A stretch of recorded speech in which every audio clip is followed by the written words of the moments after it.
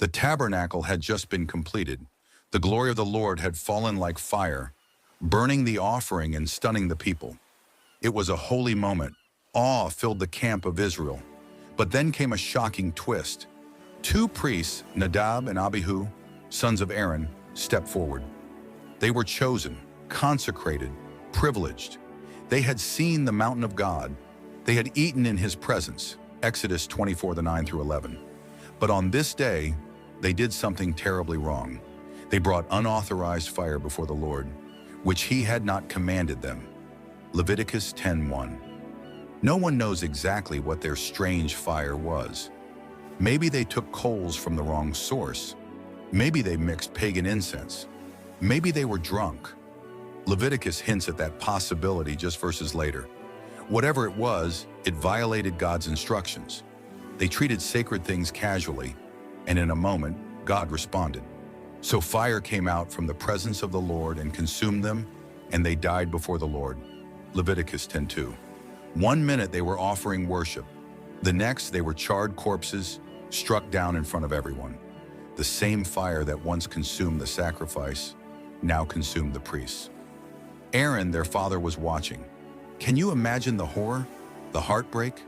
But Moses turns to Aaron and says, "This is what the Lord spoke, saying, by those who come near me I must be regarded as holy, and before all the people I must be glorified." Leviticus 10:3.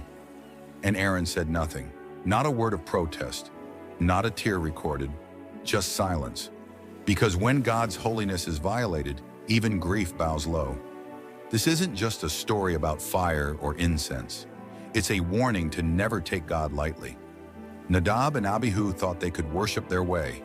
They treated God's commands like suggestions. They confused closeness with casualness. But holiness isn't negotiable. God is not just loving, he is holy. He is not safe. He is not tame. He is God. And when we bring him worship, it must be on his terms, not ours. In a world of casual faith and flippant worship, this story cuts through the noise. Yes, Jesus gives us access to God. Yes, we can come boldly to the throne of grace.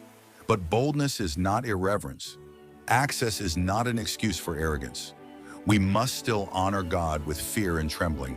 We must still respect his commands and treat holy things as holy. Because the God of Nadab and Abihu is the same God today. Holy God, forgive me for the times I've treated you casually.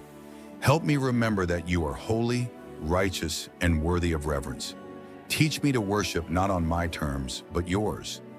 Let my life be a pleasing offering, not strange fire. And may I never forget that you are not only merciful, but consuming. Amen.